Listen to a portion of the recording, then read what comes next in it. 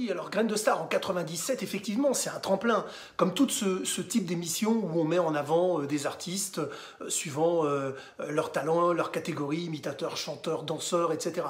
Donc oui, Graines de Star, ça a été un beau moment et puis un bon tremplin. C'est aussi là où j'ai connu et rencontré Jérôme Commandeur, Les Nous c'est nous, la bande du Carré Blanc, et puis toute cette bande de potes. Et puis voilà, quoi. Donc c'était une belle période.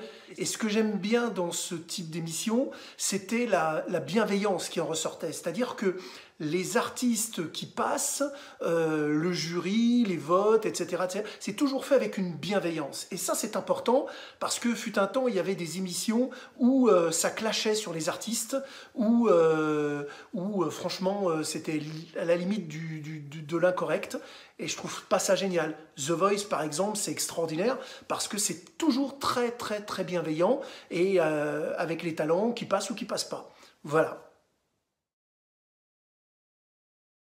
Ah, alors là, mes débuts, ils ont été difficiles. Ouais.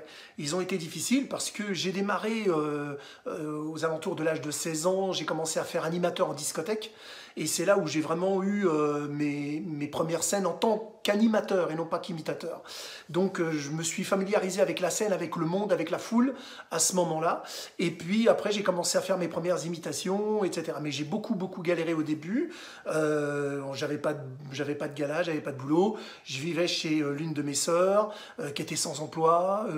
On allait à la banque alimentaire à la mairie, au Resto du Cœur. Donc ça restera une période gravée. Voilà. Mais en même temps, je la renie pas parce qu'elle m'a construit et elle m'a construit dans les valeurs que je défends, les valeurs humaines, et puis le rapport avec les gens et avec la vie aussi, avec les priorités. Ça, c'est important. Donc voilà. Mais oui, les débuts n'ont pas été faciles. Ah bah, quand on a la chance, effectivement, de travailler en télévision, moi, les Grands du Rire, ça a duré pas mal de temps. Et effectivement, quand on travaille aux côtés d'Yves Lecoq, c'est toujours, un plaisir, avec toute l'équipe qu'il y avait avec Mémé Ibac, qui était vraiment une super équipe, vraiment sympa. Et on apprend évidemment en regardant et en écoutant les autres. C'est très important de regarder et d'écouter les autres. Et j'ai beaucoup appris, et j'ai surtout aussi beaucoup appris à la télévision. C'était un exercice très très difficile parce que on avait avec Selig, avec Eric Barr, on avait des lancements de petites séquences à faire avec des imitations et rien n'était préparé. On préparait le jour même et au dernier moment. Donc il fallait être efficace, rapide. Et puis quand le réalisateur nous disait bon allez hop, action, ça tourne, il fallait être tout de suite dans le bain du personnage et dans l'imitation, et en 15-20 secondes, faire la virgule, tous ensemble. Donc c'était un gros exercice, mais c'était vraiment sympa à faire, très formateur, vraiment.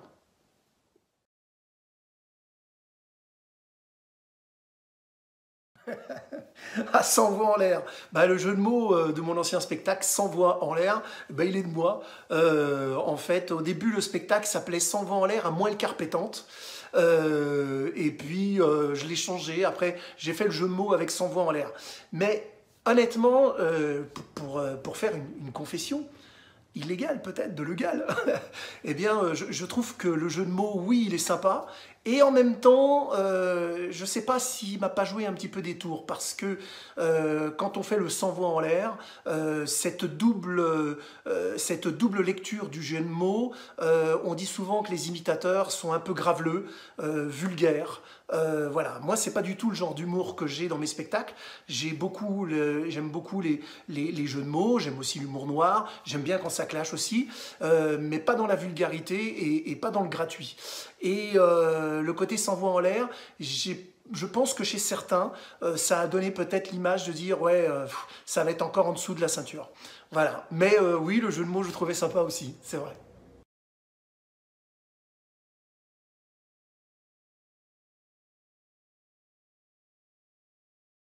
Ça ne peut que bien se passer avec quelqu'un comme Olivier Lejeune.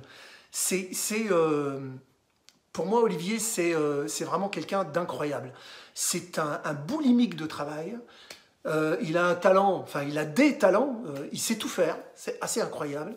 Et voilà. Mais il est très, très, très exigeant aussi. Et voilà. Donc, j'ai beaucoup, beaucoup, beaucoup, beaucoup, beaucoup, beaucoup, beaucoup, beaucoup appris avec lui et grâce à lui, je lui en remercierai jamais assez. Et c'est quelqu'un que j'aime beaucoup, effectivement, profondément, affectueusement. Voilà, je sais qu'il est votre parrain. Il est un peu le mien aussi en tant qu'imitateur. Et voilà, ouais, c'est quelqu'un avec qui c'est toujours un plaisir de collaborer, tout le temps. Salut public, c'est Franck Dubosc. Alors on me demande qu'est-ce que je ferai après le confinement? Je crois que je ferai l'amour. Avec qui? Je ne sais pas. Peut-être avec toi?